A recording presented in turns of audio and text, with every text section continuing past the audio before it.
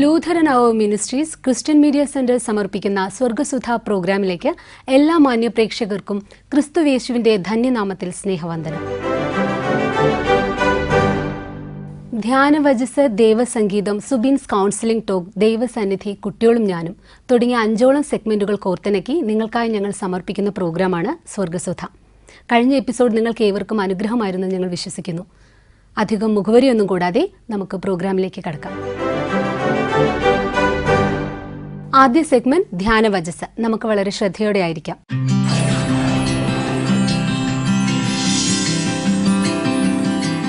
ക്രിസ്തുയേശുവിൻ്റെ നാമത്തിൽ ഏവർക്കും സ്നേഹവന്ദനം. ഇന്നത്തെ ചുരുക്കമായ ചിന്തയ്ക്ക് അടിസ്ഥാനമായി എടുത്തിരിക്കുന്ന വചനം പഴയ നിയമത്തിൽ നിന്ന് ദാനിയേലിൻ്റെ പ്രവചനത്തിൻ്റെ 6-ാം അധ്യായം 20-ാമത്തെ വാക്യത്തിലുള്ള ഒരു ചെറിയ ചോദ്യമാണ്. അവിടെ നാം ഇപ്രകാരം വായിക്കുന്നു: ദാനിയേലെ, ഇതുവരെ നീ സേവിച്ചു നിന്ന നിന്റെ ദൈവം സിംഹങ്ങളിൽ നിന്ന് നിന്നെ രക്ഷിപ്പാൻ പ്രാപ്തനായോ? ക്രിസ്തുവിൽ പ്രിയരെ, പഴയ നിയമത്തിൽ നമ്മൾ പഠിക്കുന്ന പ്രവചന പുസ്തകങ്ങളുടെ കൂട്ടത്തിൽ വളരെ ശ്രദ്ധേയമായ സന്ദേശങ്ങൾ അടങ്ങുന്ന ഒരു പുസ്തകമാണ് ദാനിയേലിൻ്റെ പ്രവചനം.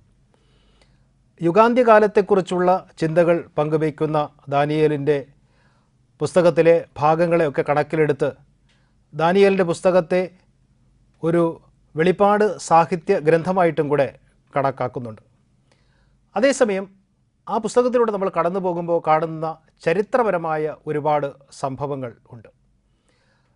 ഈ പുസ്തകത്തിൻ്റെ ഒരു പശ്ചാത്തലം തന്നെ ഇസ്രായേൽ ദേശത്തെ കീഴടക്കി യഹൂദന്മാരുടെ ജീവിതത്തെയൊക്കെ നാനാവിധമാക്കി അവരുടെ ദൈവാലയത്തെയും തകർത്ത് ആ കാലഘട്ടത്തിലെ സാമ്രാജ്യത്വ ശക്തിയായിരുന്ന ബാബിലോൺ നെബൂഖദ്നേസറിൻ്റെ നേതൃത്വത്തിൽ മുന്നേറ്റം നടത്തിയപ്പോൾ ദേശത്തു നിന്ന് പിടിക്കപ്പെട്ട് കൽദയ ദേശത്തേക്ക് അഥവാ ബാബിലോണിലേക്ക് കൊണ്ടുവരപ്പെട്ട കുറച്ച് ആരോഗ്യവും കഴിവുകളും പ്രാപ്തിയും മിടുക്കുമൊക്കെയുള്ള ചെറുപ്പക്കാരുടെ കൂട്ടത്തിൽ ഒരാളായിരുന്നു ദാനിയേൽ.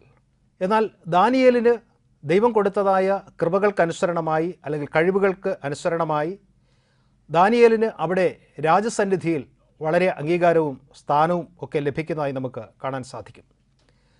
എന്നാൽ ഈ കൽദയ ശക്തികൾ അല്ലെങ്കിൽ ബാബിലോണിയൻ ശക്തികൾ വളരെ പെട്ടെന്ന് ക്ഷയിക്കുവാനായിട്ട് ഇടയായി. ബെൽഷസ്സർ രാജാവിൻ്റെ കാലത്തിനു ശേഷം അവർ മറ്റൊരു സാമ്രാജ്യത്വ ശക്തിക്ക് കീഴ്പ്പെട്ടു പോകേണ്ടതായ സാഹചര്യം വന്നു. അങ്ങനെ ഉയർന്നു വന്ന പുതിയ ലോക ശക്തിയായിരുന്നു മേദോ പേർഷ്യൻ സാമ്രാജ്യം. ബെൽഷസ്സറിന് ശേഷം രാജസ്ഥാനത്തേക്ക് ഇങ്ങനെ പുതിയ സാമ്രാജ്യത്തിൻ്റെ അധിപതിയായി കടന്നു വരുന്നത് മേദ്യനായ ദാരിയാവേശ് ആയിരുന്നു.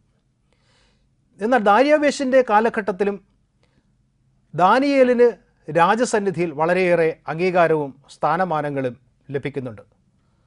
120 ദേശാധിപതികളെ രാജാവ് നിയമിക്കുകയും രാജ്യത്തിൻ്റെ ഭരണകാര്യങ്ങൾ കൈകാര്യം ചെയ്യുന്നതിന് വേണ്ടി അവർക്ക് നേതൃത്വം കൊടുക്കുന്നതിനായി പ്രത്യേകമായ 3 അധ്യക്ഷന്മാരെ നിയമിക്കുകയും ചെയ്തപ്പോൾ അവരിൽ ഒരാളായി നിയമിതനാകുന്നത് ദാനിയേൽ ആയിരുന്നു. എന്നാൽ ഇവിടെ നമ്മൾ പഠിക്കുമ്പോൾ കാണുന്ന കാര്യം, യഹൂദ ദേശത്തു നിന്ന് അല്ലെങ്കിൽ ഇസ്രായേൽ ദേശത്തു നിന്ന് വന്നിരിക്കുന്ന യഹൂദനായ ഈ ദാനിയേൽ എന്ന് പറയുന്ന വ്യക്തിക്ക് ദേശത്ത് വളരെയേറെ അംഗീകാരവും സ്ഥാനമാനവും ഒക്കെ ലഭിക്കുമ്പോൾ അതിൽ അസ്വസ്ഥതയുള്ളതായ കുറേ ആളുകൾ അവിടെ ഉണ്ട്. ഈ അധികാരികളുടെ കൂട്ടത്തിൽ തന്നെ അല്ലെങ്കിൽ ഈ ദേശാധിപതികളുടെ കൂട്ടത്തിലും ദാനിയേലിനെ കൂടാതെ ഉള്ളതായ 2 അധ്യക്ഷന്മാരിലും ഒക്കെ ദാനിയേലിനോടുള്ള അസൂയ വളരുന്നതിന് ഫലമായി ദാനിയേലിനെ എങ്ങനെ ഇല്ലായ്മ ചെയ്യാം എന്നതിന് ഒരു വഴി അവർ തേടുമ്പോൾ അവർ കണ്ടെത്തിയ മാർഗമായിരുന്നു ദാനിയേൽ യഹോവയായ ദൈവത്തെ സേവിച്ചു കൊണ്ടിരിക്കുന്നു. ഈ ദേശത്ത് പാർക്കുമ്പോൾ ഈ ദേശത്തിൻ്റെ രീതിക്കനുസരണമായി ഈ ദേശത്തിൻ്റെ ആരാധനകളെ, ഈ ദേശത്തിൻ്റെ ദൈവ ചിന്തകളെ ഒക്കെ, ദേവന്മാരെയൊക്കെ കൈക്കൊണ്ട് അവരെ ആരാധിച്ച് മുൻപോട്ട് പോകുന്നതിന് പകരം തൻ്റെ ഈ വേറിട്ട ഒരു ആരാധനയും വേറിട്ട ജീവിത ശൈലിയും കൊണ്ട് ദാനിയേൽ വ്യത്യസ്തനായി നിൽക്കുമ്പോൾ ഇത് തന്നെയാണ് ദാനിയേലിനെ കുടുക്കുവാനുള്ള ശരിയായ മാർഗം എന്നവർ ചിന്തിക്കുകയും അങ്ങനെ ഇത് ഒരു കുറ്റ ആരോപണമാക്കി മാറ്റുന്നതിനുള്ള മാർഗം തേടുകയും ചെയ്തു. അങ്ങനെ അവർ ചെയ്യുന്ന ഒരു കാര്യം, രാജസന്നിധിയിൽ ചെന്ന് ഇനി ഒരു 30 ദിവസത്തേക്ക് രാജാവിനെ മാത്രം ആരാധിക്കുവാനുള്ള ഒരു കൽപ്പന പുറപ്പെടുവിക്കണം എന്ന് അവർ ആവശ്യപ്പെട്ടു. കൃത്യമായ ഒരു തന്ത്രമായിരുന്നു അത്. ദാനിയേൽ തൻ്റെ വിശ്വാസത്തിൽ ഉറച്ചു നിൽക്കുമോ, ദൈവത്തോട് പ്രാർത്ഥിക്കുമോ, യഹോവയെ വിളിക്കുമോ? അങ്ങനെയാണെങ്കിൽ ദാനിയേലിനെ കൊന്നുകളയുവാൻ എളുപ്പമായി തീരും എന്ന് ചിന്തിച്ചിട്ട് അവർ രാജാവിൻ്റെ മുൻപിൽ അവതരിപ്പിച്ചതായ ഈ വിഷയം രാജാവ് അംഗീകരിച്ചു പോയി എന്നുള്ളതാണ്. പക്ഷേ തനിക്ക് ഏറ്റവും പ്രിയപ്പെട്ടവനായ ദാനിയേൽ ഈ കുടുക്കിൽ പെട്ടുപോകും എന്ന് രാജാവ് പോലും വാസ്തവത്തിൽ കരുതിയിരുന്നില്ല. കാരണം ദാരിയാവേശ് വളരെ ഏറെ ദാനിയേലിനെ ഇഷ്ടപ്പെട്ടിരുന്നു എന്നുള്ളതാണ്. എന്തായിരുന്നാലും ശരി, ഈ ഒരു പശ്ചാത്തലത്തിൽ നിയമം പാസാക്കി, രാജമുദ്ര പതിപ്പിച്ചു, എല്ലായിടവും പ്രസിദ്ധവുമാക്കി. എന്നാൽ നമ്മളിവിടെ വായിക്കുന്നത് ദാനിയേലിൻ്റെ 6-ാമത്തെ അധ്യായത്തിൻ്റെ 10-ാമത്തെ വാക്യത്തിൽ നമ്മൾ വായിക്കുന്നത്, ഇങ്ങനെ നിയമം പുറപ്പെടുവിച്ചിരിക്കുന്നു എന്ന് അറിയുമ്പോൾ ദാനിയേൽ ചെയ്യുന്നത് നേരെ തൻ്റെ മാളികമുറിയിലേക്ക് കടന്നിട്ട് യെരൂശലേമിന് നേരെ തൻ്റെ കിളിവാതിൽ തുറന്നു വെച്ചിട്ട് അവൻ പ്രാർത്ഥിക്കുകയാണ് ചെയ്യുന്നത്. മുട്ടിന്മേൽ വീണ് അവൻ പ്രാർത്ഥിക്കുന്നു. നോക്കുക, ദാനിയേലിനെ സംബന്ധിച്ച് ദാനിയേലിൻ്റെ ജീവിതത്തിൻ്റെ ഏറ്റവും പ്രധാനപ്പെട്ട ഭാഗമായിരുന്നു പ്രാർത്ഥന എന്നുള്ളത്. കാലത്തും ഉച്ചയ്ക്കും വൈകുന്നേരവും യെരൂശലേമിനെ നോക്കി പ്രാർത്ഥിക്കുക എന്നുള്ളത് ദാനിയേലിൻ്റെ ജീവിതചര്യയിൽ തന്നെ ഏറ്റവും പ്രധാനപ്പെട്ട ഭാഗം ആയിരുന്നു. പൊതുവായി യഹൂദന്മാർക്ക് അങ്ങനെ ഒരു രീതിയുണ്ട്. അവർ ലോകത്തിൻ്റെ ഏത് കോണിൽ പാർത്തിരുന്നാലും ശരി, അവർ പാർക്കുന്ന ഇടത്തിൽ നിന്ന് അവർ യെരൂശലേം ദേവാലയത്തിൻ്റെ ദിശയെ ലക്ഷ്യമാക്കി അവിടേക്ക് മിഴികൾ ഉയർത്തിയാണ് അവർ പ്രാർത്ഥിക്കുക. ഇവിടെ ദാനിയേലിനെ സംബന്ധിച്ചും താൻ പാർക്കുന്ന മാളികമുറിയിൽ നിന്ന് യെരൂശലേമിൻ്റെ ദിശയിലേക്ക് തുറക്കപ്പെടുന്ന ആ കിളിവാതിൽ തുറന്നു വെച്ച് അവൻ അവിടേക്ക് മിഴികൾ നട്ട് പ്രാർത്ഥനയ നിരതനാകുന്നു.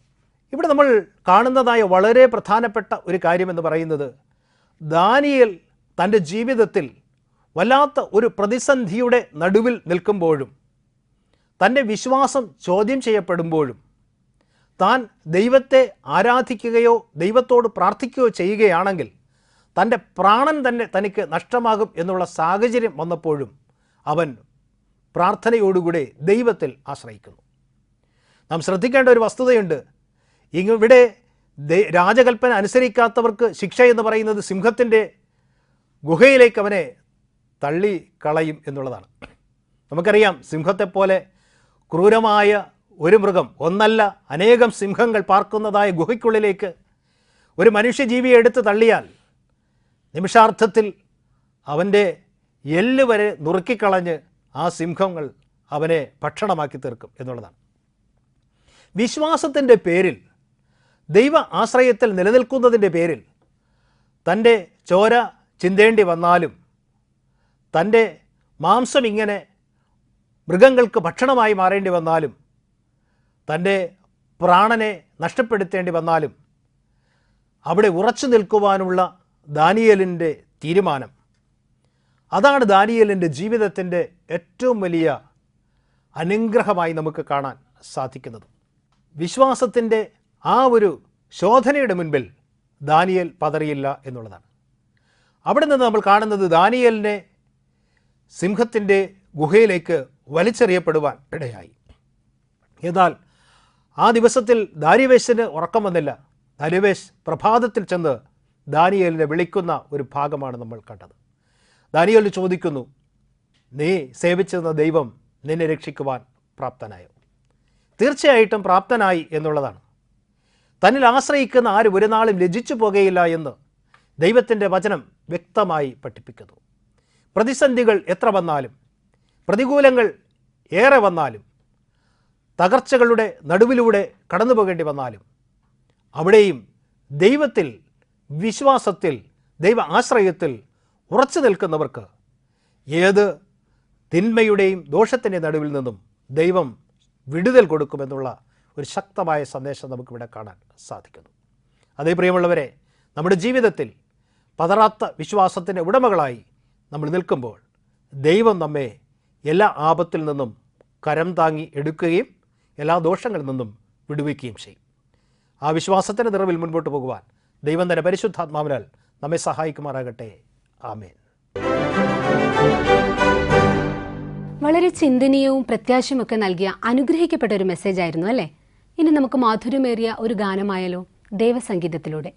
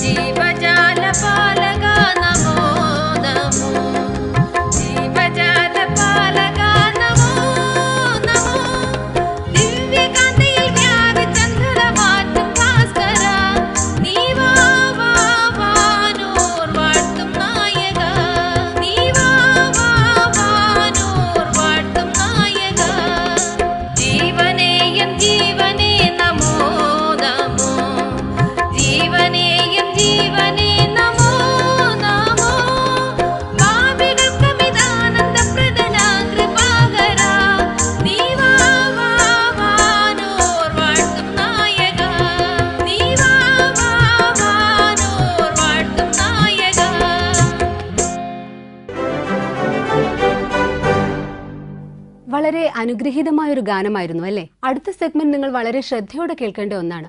നമ്മുടെയൊക്കെ ജീവിതത്തിൽ നാം ക്രമീകരിക്കേണ്ടതും പഠിക്കേണ്ടതും ശീലിക്കേണ്ടതുമായിട്ടുള്ള കാര്യങ്ങൾ സുബിൻസ് കൗൺസിലിംഗ് ടോക്കിലൂടെ.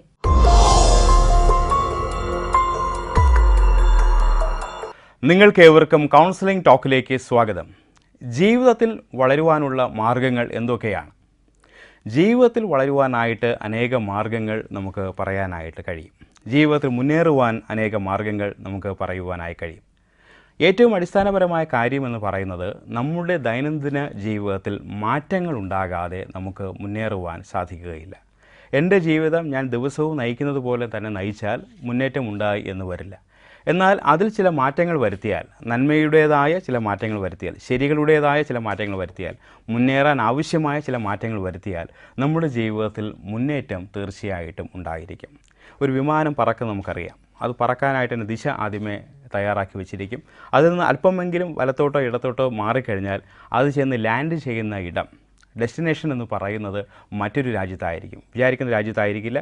ചിലപ്പോൾ ഒരു ഡിഗ്രി ആയിരിക്കും തിരിയുക, പക്ഷേ അത് തികച്ചും വിഭിന്നമായ വ്യത്യസ്തമായ മറ്റൊരു രാജ്യത്ത് ചെന്ന് അതിൻ്റെ യാത്ര അവസാനിപ്പിക്കും. അതുപോലെ നമ്മുടെ ജീവിതത്തിൽ ഉണ്ടാകുന്ന ഒരു ചെറിയ മാറ്റം, വലത്തോട്ടോ ഇടത്തോട്ടോ മുകളിലേക്കോ താഴേക്കോ ഉണ്ടാകുന്ന ഒരു ചെറിയ മാറ്റം നമ്മുടെ ജീവിതത്തിൽ കാതലായ അനേകം വലിയ മാറ്റത്തിന് കാരണമാകും. അതുകൊണ്ട് തന്നെ ജീവിതത്തിൽ ശരിയായ മാറ്റങ്ങൾ വരുത്തുവാൻ നമ്മൾ തയ്യാറാകണം. ജീവിതത്തിൽ വളർച്ച ആഗ്രഹിക്കുന്നവരാണെങ്കിൽ, ജീവിതത്തിൽ മുന്നേറ്റം ആഗ്രഹിക്കുന്നവരാണെങ്കിൽ, ജീവിതത്തിൽ കാതലായ മാറ്റങ്ങൾ ഉണ്ടാകുവാനായിട്ട് നമ്മുടെ ജീവിതത്തിൽ മാറ്റം നമ്മുടെ ജീവിതത്തിൻ്റെ ഭാഗമാക്കി നാം മാറ്റണം.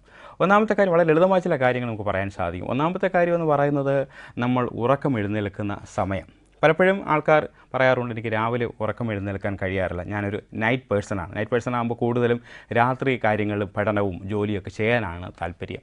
പകൽ രാവിലെ എഴുന്നേൽക്കുന്നതിനേക്കാളും രാത്രി കൂടുതൽ സമയം വരുന്നത് 10 മണി 12 മണി 1 മണി 2 മണി അങ്ങനെയൊക്കെ ഇരുന്ന് ജോലി ചെയ്യാനാണ് താല്പര്യം. ശരിയായിരിക്കാം, നിങ്ങളൊരു നൈറ്റ് പേഴ്സൺ ആണെങ്കിൽ ശരി, അങ്ങനെ തന്നെ തുടരുക. പക്ഷേ അതേസമയം തന്നെ രാവിലെ പരമാവധി നേരത്തെ എഴുന്നേൽക്കുന്നത് നല്ലതാണ്. കാരണം നിങ്ങൾക്ക് ദിവസം കൂടുതൽ കിട്ടുന്നതായിട്ട് നിങ്ങൾക്ക് അനുഭവിക്കാൻ സാധിക്കും. നിങ്ങൾ ഇതുവരെയും രാവിലെ അത്ര നേരത്തെ എഴുന്നേറ്റ് ശീലമില്ലാത്ത ആളാണെങ്കിൽ അത് തുടരുന്നത് അല്ലെങ്കിൽ ആരംഭിക്കുന്നത് നല്ലതാണ്. നിങ്ങൾക്ക് ഒരുപാട് സമയം കിട്ടുന്നത് കാണുവാനായി സാധിക്കും. രണ്ടാമത്തെ കാര്യം എന്ന് പറയുന്നത്, ജീവിതത്തിൽ അരമണിക്കൂറെങ്കിലും പുസ്തക വായനയ്ക്ക് വേണ്ടി മാറ്റിവെക്കുക. നമ്മൾ മൊബൈലിന് വേണ്ടി ടി വിക്ക് വേണ്ടി ഒരുപാട് സമയം മാറ്റിവെക്കുന്ന ആൾക്കാരാണ്. പക്ഷേ പുസ്തക വായനയുടെ പ്രത്യേകത എന്ന് പറയുന്നത്, മറ്റ് ഡിവൈസുകളെല്ലാം നമ്മുടെ വിർച്വലായിട്ടുള്ള കാര്യങ്ങളാണ് കാണിച്ചു തരിക. അവിടെ നമുക്ക് ചിന്താശേഷി അധികം ഉപയോഗിക്കേണ്ടി വരാറില്ല.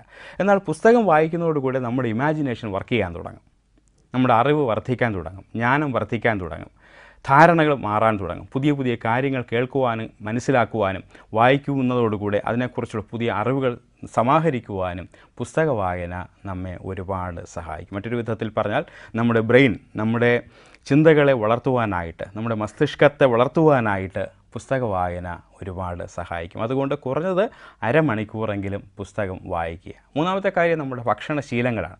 പണ്ട് കേരളീയരുടെ ഭക്ഷണശീലം എന്ന് പറയുന്നത് ദിവസം 2 നേരമായിരുന്നു ഭക്ഷണം. പിന്നീടത് മറ്റ് കൊളോണിയൽ ആൾക്കാരുടെ വരവോടുകൂടി അത് 3 നേരമായി മാറാൻ തുടങ്ങി.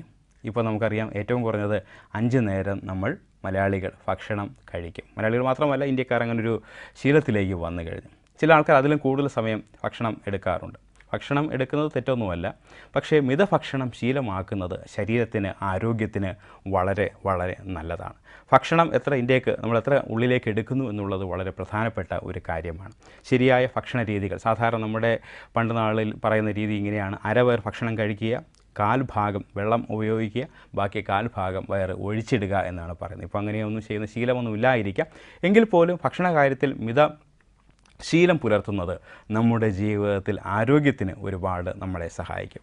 അടുത്ത കാര്യം എന്ന് പറയുന്നത്, മറ്റുള്ളവരെ സഹായിക്കാനായിട്ട് സമയം കണ്ടെത്തുക. നമുക്കറിയാം, ഇന്ന് നേരിട്ട് തന്നെ ആൾക്കാരെ പോയി സഹായിക്കണമെന്നില്ല. നിങ്ങൾക്ക് നിങ്ങളുടെ സോഷ്യൽ മീഡിയയിൽ കൂടെ, അതുപോലുള്ള കാര്യങ്ങളിൽ കൂടെ ഒരുപാട് പേരെ സഹായിക്കാൻ സാധിക്കും. മറ്റുള്ളവരെ സഹായിക്കുന്നതിൽ കൂടെ നമ്മുടെ ജീവിതത്തിൽ തന്നെയാണ് വലിയ മാറ്റങ്ങൾ ഉണ്ടാകുന്നത്. അതിൻ്റെ അടുത്ത കാര്യം എന്ന് പറഞ്ഞാൽ, 5-ാമത്തെ കാര്യം എന്ന് പറയുന്നത് പോസിറ്റീവ് ആറ്റിറ്റ്യൂഡാണ്. ജീവിതത്തിൽ ഒരുപാട് സന്ദർഭങ്ങൾ നമ്മുടെ ജീവിതത്തിൽ ഉണ്ടാകും. പക്ഷേ എല്ലാറ്റിനെയും പോസിറ്റീവായിട്ടുള്ള മനോഭാവത്തോടുകൂടെ കാണുന്ന ഒരു ശീലം നമ്മൾ വളർത്തിയെടുക്കണം. അത് താനേ വരില്ല, നമ്മൾ തന്നെ സ്വയമേവ ചിന്തിച്ച് വളർത്തിയെടുക്കുന്ന ഒരു സ്വഭാവമാണ് പോസിറ്റീവ് ആറ്റിറ്റ്യൂഡ് എന്നുള്ളത്. ഏത് കാര്യത്തിലും ഏറ്റവും പ്രയാസകരമായ, ദുഃഖകരമായ, ക്ഷീണം ഉണ്ടാക്കുന്ന, ബുദ്ധിമുട്ടുണ്ടാക്കുന്ന, വേദന ഉണ്ടാക്കുന്ന ഏതനുഭവം വന്നാലും അതിലും ഒരു പോസിറ്റീവ് കാണുവാൻ നിങ്ങൾക്ക് കഴിയുമെങ്കിൽ, അത് കാണാനുള്ള മനസ്ഥിതി നിങ്ങൾ വളർത്തുമെങ്കിൽ, തീർച്ചയായിട്ടും നിങ്ങളുടെ ജീവിതം കുറേ കൂടെ മുന്നേറും. ഒരു പ്രശ്നങ്ങൾ വരുമ്പോഴും അത് നിങ്ങളുടെ ജീവിതത്തിന് തകർച്ചയായിട്ടല്ല, നിങ്ങളുടെ ജീവിതത്തിന് അനുഗ്രഹമായിട്ട് മാറുന്നത് കാണാം. ഏറ്റവും അവസാനമുള്ള കാര്യം, ഈ പറഞ്ഞ കാര്യങ്ങളെല്ലാം റിപ്പീറ്റ് ചെയ്യുക. അതോടൊപ്പം തന്നെ സമയം കൂട്ടുക. ഉദാഹരണത്തിന്, നിങ്ങൾ അരമണിക്കൂർ കഴിഞ്ഞ 6 മാസത്തിൽ നിങ്ങൾ അരമണിക്കൂർ പുസ്തകം വായിക്കുന്നുവെങ്കിൽ ഒരു 3/4 മണിക്കൂറായിട്ട് മാറ്റുക. ഇങ്ങനെ നിങ്ങളുടെ ജീവിതത്തിൽ മാറ്റങ്ങൾ വരുത്തുന്നതോടുകൂടെ നിങ്ങളുടെ ജീവിതത്തിന് മാറുന്നതും വളരുന്നതും മുന്നേറുന്നതും നിങ്ങൾ കാണുവാനായി സാധിക്കും. ഈ ടോക്ക് നിങ്ങൾക്ക് ഇഷ്ടപ്പെട്ടുവെങ്കിൽ ഞങ്ങൾക്ക് എഴുതുക. മറ്റൊരു നല്ല വിഷയവുമായിട്ട് നമുക്ക് വീണ്ടും കാണാം. Thank you.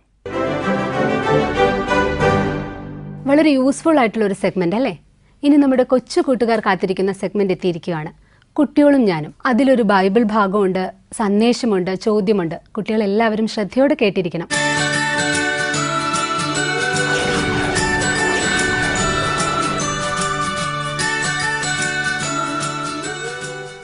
ഹലോ കൂട്ടുകാരെ, ഹായ്. ഇത് നമ്മൾക്കൊപ്പം മിന്നുണ്ട്, അങ്കിളുണ്ട്. അപ്പോൾ പിന്നെ ആരുണ്ട്? കൂട്ടുകാരൊക്കെ ഉണ്ട്. കൂട്ടുകാരൊക്കെ ഉണ്ട്. അപ്പോൾ എല്ലാ കൂട്ടുകാർക്കും സന്തോഷമായിരിക്കുന്നല്ലോ, സുഖമായിരിക്കുന്നല്ലോ. അപ്പോൾ എല്ലാ കൂട്ടുകാർക്കും എൻ്റെ വക ഒരു ഹായ്, മിന്നുവിൻ്റെ വകയും ഒരു ഹായ് ഉണ്ട്.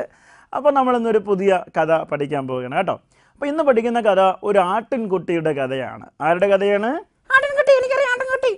ആട്ടിൻകുട്ടി. മിന്നുവിനറിയാം ആട്ടിൻകുട്ടി. മിന്നു, കൂട്ടുകാർക്കൊക്കെ ആട്ടിൻകുട്ടി അറിയാം. അവിടെയൊക്കെ വീട്ടിൽ ആട്ടിൻകുട്ടി ഉണ്ടാവും ഒരു പക്ഷേ. അപ്പോൾ ഒരു ആട്ടിൻകുട്ടിയുടെ കഥയാണ് കേട്ടോ. ഒരിക്കലും ഒരു വലിയ ആട്ടിൻകൂട്ടം ഇങ്ങനെ പുല്ല് മേഞ്ഞ് നിൽക്കുകയായിരുന്നു. അപ്പോൾ അതിൽ അമ്മയാട് ഉണ്ട്, അപ്പനാടുണ്ട്, പിന്നെ കുഞ്ഞാടുകൾ ഇഷ്ടം പോലെ ഉണ്ട്. അങ്ങനെ ഒരു ആട്ടിൻകുട്ടി അതിൽ നിന്നിങ്ങനെ പുല്ല് മേഞ്ഞ് നിന്നിട്ട് ഈ കൂട്ടത്തിൽ നിന്നും പതിയെ മാറി ദൂരേക്ക് പോയി തുടങ്ങി. പുല്ല് മേഞ്ഞ് ദൂരോട്ട് പോയി തുടങ്ങി. അപ്പോൾ അമ്മ ആട് ഓടി ചെന്നിട്ട് പറഞ്ഞു, മകനെ, നമുക്കൊപ്പം നിൽക്കണം, നമ്മുടെ കൂടെ നിന്നും നീ മാറരുത്, അത് നിനക്ക് വലിയ അപകടം ചെയ്യും എന്ന് പറഞ്ഞു. അപ്പോൾ ഈ ആട്ടുകുട്ടി എന്ത് പറഞ്ഞെന്നറിയാമോ? ആട്ടുകുട്ടി പറഞ്ഞു, ഞാൻ അങ്ങനെ ഇങ്ങനെ കൊച്ചു കുട്ടിയൊന്നുമല്ല, ഇപ്പം ഞാനിപ്പോൾ വലിയ കുട്ടിയായി, അതുകൊണ്ട് എന്നെ ആരും പഠിപ്പിക്കാനൊന്നും വരണ്ട. എന്ത് ആപത്തുണ്ടെങ്കിലും ഞാൻ അതിൽ നിന്നൊക്കെ രക്ഷപ്പെട്ടോളാം, അതുകൊണ്ട് എന്നെ ആരും പഠിപ്പിക്കാനൊന്നും വരണ്ട. അമ്മ എന്നെ എന്തിനാണ് എപ്പോഴും കൊച്ചുകുട്ടി എന്ന് പറയുന്നത്? അതുകൊണ്ട് അമ്മ എന്നെ ഇങ്ങനെ കൊച്ചുകുട്ടി എന്ന് പറഞ്ഞ് ഉപദേശിക്കരുതെന്ന് പറഞ്ഞു. അല്ലേ, ചില കൊച്ചു കൂട്ടുകാരൊക്കെ അങ്ങനെയാണ്, അമ്മയും പപ്പയും ഉപദേശിക്കുമ്പോൾ ഉണ്ടല്ലോ പിന്നെ വലിയ കുട്ടി എന്ന് പറയും. മിന്നു അങ്ങനെയാണോ? ഞാൻ പറഞ്ഞ കേൾക്കുമോ? കൂടുതൽ ഉപദേശിക്കണ്ടേ? അപ്പം മിന്നു അങ്ങനെയാണല്ലേ? ഇനി അങ്ങനെയല്ല. അപ്പോൾ അങ്ങനെ ആരും പറയാനൊന്നും പാടില്ല. പക്ഷെ ഇവിടെ ഈ ആട്ടുകുട്ടി എന്തെന്നറിയാമോ? പിന്നെ അമ്മയോട് പറഞ്ഞു, വലിയ കുട്ടിയായി, അതുകൊണ്ട് എന്നെ ഉപദേശിക്കാൻ വരണ്ട. അങ്ങനെ ഇവൻ ഈ പുല്ലുമേഞ്ഞ് ഒരുപാട് ദൂരെയായി. അപ്പോൾ അമ്മ ഇത് കണ്ടില്ല കേട്ടോ. അപ്പോൾ അവരിൽ നിന്നെല്ലാം ഒരുപാട് അകന്ന് ദൂരെ പോയപ്പോഴത്തേക്കാണ് ഇവൻ നോക്കിയപ്പോൾ, അയ്യോ, അടുത്തൊന്നും ആരുമില്ല. ഞാൻ എൻ്റെ പിന്നെ കൂട്ടുകാരിൽ നിന്നും അമ്മയിൽ നിന്നും അപ്പനിൽ നിന്നൊക്കെ ദൂരെ ആയിപ്പോയി എന്ന് അവന് മനസ്സിലായി. അപ്പോൾ ഇനി എങ്ങനെ അവിടെ എത്തും? അവനിങ്ങനെ പതിയെ നടക്കാൻ തുടങ്ങിയപ്പോൾ അവൻ നോക്കിയപ്പോൾ ഒരു വലിയ ചെന്നായി തന്നെ ലക്ഷ്യമാക്കി ഇങ്ങനെ കുതിച്ച് വരാൻ നിൽക്കുന്നുണ്ട്. അയ്യോ, ഇനി എന്ത് ചെയ്യും? അവന് നല്ല പേടിയായി. അവൻ വിചാരിച്ചു, ഇപ്പോൾ ആ ചെന്നായി എന്നെ കൊന്ന് തിന്നും, ഇനിയിപ്പോൾ എന്താ ചെയ്യാം? പറഞ്ഞു തീർന്നില്ല, അതിനു മുമ്പേ ചെന്നായ ഓടി അവൻ്റെ അടുക്ക് വന്നു. എന്നിട്ട് പറഞ്ഞു, ഞാനിപ്പോൾ നിന്നെ കടിച്ചു തിന്നും, എനിക്ക് വിശന്നിട്ട് വയ്യ, നിന്നെ കിട്ടിയത് വളരെ ഉപകാരമായി. നീ നിൻ്റെ അമ്മയുടെ അടുത്ത് നിന്നും നീ നിൻ്റെ പിന്നെ കൂട്ടത്തിൽ നിന്നൊക്കെ മാറി വന്നത് നന്നായി, അവരെ ഒന്നും പേടിക്കാതെ എനിക്ക് നിന്നെ തിന്നാലോ എന്ന് പറഞ്ഞു. അപ്പോൾ ആട്ടിൻകുട്ടി നല്ല പേടിച്ചു കേട്ടോ. രക്ഷപ്പെട്ടോ? പറയാം, രക്ഷപ്പെട്ടോ എന്നാണ് മിന്നു ചോദിക്കുന്നത്. പറയാം. അപ്പോൾ ആട്ടുകുട്ടി പറഞ്ഞു, നീ എന്നെ കൊന്നു തിന്നോളൂ, കുഴപ്പമൊന്നുമില്ല, പക്ഷേ എനിക്കൊരു ആഗ്രഹമുണ്ട് കേട്ടോ. എൻ്റെ ആഗ്രഹം വേറൊന്നുമല്ല, മരിക്കുന്നതിന് മുമ്പ് എനിക്കൊരു പാട്ട് പാടണം. ആട്ടുകുട്ടി പറഞ്ഞു, എനിക്കൊരു പാട്ട് പാടണം. കൊള്ളാലോ. അപ്പോൾ ചെന്നായി പറഞ്ഞു, നിൻ്റെ അവസാനത്തെ ആഗ്രഹമല്ലേ, നീ ഒരു കാര്യം ചെയ്ത് പാടിക്കോ എന്ന് പറഞ്ഞു. ആട്ടുകുട്ടി എന്ത് ചെയ്യുന്നറിയാമോ? ആട്ടുകുട്ടി നല്ല ഉച്ചത്തിൽ അങ്ങ് പാടാൻ തുടങ്ങി. നല്ല ഉച്ചത്തിൽ പാടിയപ്പോൾ അവൻ കരഞ്ഞു പാടാൻ തുടങ്ങി. അവൻ്റെ ശബ്ദം കേട്ടപ്പോഴാണ് ഈ അമ്മയാടും അതുപോലെ കൂട്ടത്തിലുള്ള എല്ലാ ആടും ശ്രദ്ധിക്കുന്നത്. ആ ആട്ടിൻകുട്ടി ദൂരെ നിന്ന് കരയുകയാണെന്ന് മനസ്സിലായി. അവൻ എന്തോ ആപത്ത് പറ്റിയിട്ടുണ്ട്. കൂട്ടത്തോടെ ഓടി ഈ ആട്ടിൻകുട്ടിയുടെ അടുത്തേക്ക് വന്നു. കൂട്ടത്തോടെ ആട്ടിൻകൂട്ടം വരുന്നത് കണ്ടപ്പോൾ എന്ത് ചെയ്തു? ചെന്നായി പേടിച്ചോടി. അവന് മനസ്സിലായി, ഇവിടെ നിന്നാലും ഇനി ശരിയാവില്ല. അങ്ങനെ അവൻ പേടിച്ചു ഓടി. അങ്ങനെ ആട്ടിൻകുട്ടി രക്ഷപ്പെട്ടു കേട്ടോ. അവൻ അമ്മയോട് പോയി പറഞ്ഞു, അമ്മ, ഞാൻ അമ്മയിൽ നിന്നും അമ്മയുടെ വാക്ക് കേൾക്കാതെ ദൂരെ പോയതുകൊണ്ടാണ് എനിക്കിങ്ങനെ ഒരു അപകടമൊക്കെ സംഭവിച്ചത്. അമ്മ എന്നോട് ക്ഷമിക്കണം, ഇനി ഞാൻ അമ്മയെ വിട്ട് ദൂരെ ഒന്നും പോയില്ല എന്ന് പറഞ്ഞു. പ്രിയപ്പെട്ട കൂട്ടുകാരെ, നമ്മൾ മനസ്സിലാക്കണം, നമ്മുടെ പപ്പയും അമ്മയും പിന്നെ നമ്മൾ സ്കൂളിൽ പഠിക്കുമ്പോൾ നമ്മുടെ സ്കൂളിലെ അധ്യാപകരും എല്ലാം നമുക്ക് സംരക്ഷണം തരുന്നവരാണ്. അവരുടെ വാക്ക് കേട്ടനുസരിച്ച് നമ്മൾ നിൽക്കണം. അവരിൽ നിന്നും ദൂരേക്ക് പോകാനായിട്ട് പാടില്ല. പലപ്പോഴും നമ്മൾ ഉത്സവമൊക്കെ കാണാൻ പോകാറില്ലേ? പിന്നെ അങ്ങനെ ഉത്സവങ്ങളൊക്കെ കാണാൻ പോകുമ്പോൾ, പിന്നെ ഉത്സവ സ്ഥലങ്ങളിലെ നല്ല ലൈറ്റൊക്കെ കാണാൻ പോകുമ്പോൾ അമ്മയും പപ്പയിൽ നിന്നും ഒന്നും മാറിപ്പോകാൻ പാടില്ല. നമുക്ക് വലിയ അപകടങ്ങളൊക്കെ സംഭവിക്കും കേട്ടോ. പിന്നെ ബൈബിളിലൊരു കഥയുണ്ട്. കഥയല്ല, ഒരു സംഭവമാണ്. യേശുപ്പച്ചൻ്റെ ജീവിതത്തിൽ നടന്ന സംഭവം. ഞാൻ സംഭവം പറയാം. യേശുപ്പച്ചന് ആപത്ത് സംഭവിച്ച സംഭവമൊന്നുമല്ല, പക്ഷേ യേശുപ്പച്ച അപ്പൻ്റെയും അമ്മയിൽ നിന്നും അകന്നു പോയൊരു സംഭവം ഉണ്ടായിട്ടുണ്ട്. പള്ളിയിൽ പോകുന്ന സമയത്താണ്.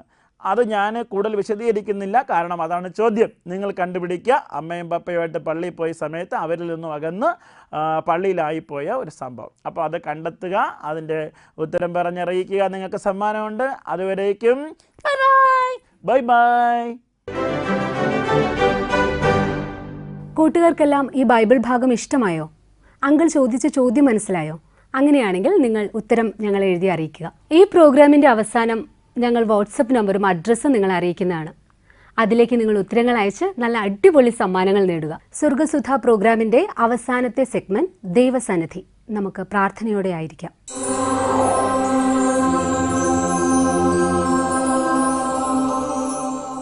നമുക്ക് പ്രാർത്ഥിക്കാം. കരുണാസമ്പന്നനും ഞങ്ങളേറെ സ്നേഹിക്കുന്നതിനുമായ ഞങ്ങളുടെ വാഴ്ത്തപ്പെട്ട ദൈവമേ, സ്വർഗീയ നല്ല പിതാവേ, അനുഗ്രഹമേറിയ ഈ നിമിഷത്തിനായി നന്ദി പറയുന്നു. പരിശുദ്ധനായ ദൈവമേ, വിദേശത്ത് ജോലി ചെയ്യുന്ന എല്ലാ മക്കൾക്കും വേണ്ടി ഞങ്ങൾ പ്രാർത്ഥിക്കുന്നു. അങ്ങയുടെ മുൻപാകെ ഞങ്ങൾ കടന്നു വരുന്നു. അവർ വളരെ കഷ്ടതയിലും വേദനയിലും ദൈവം പ്രയാസത്തിലും ആയിരിക്കുന്ന വേളയിലും എൻ്റെ പിതാവായ ദൈവം അവർക്ക് വേണ്ടുന്ന എല്ലാ അനുഗ്രഹങ്ങളും നന്മകളും നൽകി വരുന്ന കൃപയോർത്ത് നന്ദി പറയുന്നു. വിദേശത്തായിരിക്കുന്ന നേരത്തും വളരെ കഷ്ടതയോടുകൂടി ജോലി ചെയ്യുന്ന നേരത്തും പിതാവായ ദൈവത്തിൻ്റെ എല്ലാ ആശീർവാദവും വഴിനടത്തിപ്പും കാവലും കൂടെ ഇരിക്കണം. നല്ല ആരോഗ്യത്താൽ ജോലി ചെയ്ത് ദൈവമേ ലഭിക്കുന്ന വരുമാനം കൊണ്ട് തങ്ങളുടെ കുടുംബങ്ങളെ വളരെ മനോഹരമായി മുൻപിലേക്ക് കൊണ്ടുപോകാൻ തക്കവണ്ണം ദൈവം അങ്ങ് ഇടയാക്കണം, അനുഗ്രഹിക്കണമെന്ന് പ്രാർത്ഥിക്കുന്നു. എല്ലാവിധമായ നന്മകളാൽ നിറയ്ക്കണം. കുടുംബത്തിലായിരിക്കുന്ന എല്ലാവരെയും കർത്താവ് കാത്തുകൊള്ളണം. യേശു രക്ഷകൻ്റെ ധന്യമുള്ള നാമത്തിൽ കൃപയോടെ പ്രാർത്ഥന കേൾക്കണം. സ്വർഗീയ നല്ല പിതാവേ, ആമേൻ. ഈ പ്രോഗ്രാം നിങ്ങൾക്ക് ഏവർക്കും അനുഗ്രഹമായിരുന്നെന്ന് ഞങ്ങൾ വിശ്വസിക്കുന്നു. ഇതുവരെയും ഞങ്ങളെ ശ്രവിച്ച എല്ലാ പ്രേക്ഷകർക്കും ക്രിസ്തുയേശുവിൻ്റെ ധന്യനാമത്തിൽ സ്നേഹവന്ദനം. നിങ്ങളുടെ നിർദ്ദേശങ്ങളും അഭിപ്രായങ്ങളും ഉത്തരങ്ങളും ഞങ്ങളെ അറിയിക്കുക. Our new address, Christian Media Center, number 105, Pantheon Road, 2nd floor, Egmore, opposite to Egmore Museum, Chennai, 600008. Our phone number 044 2432 0488.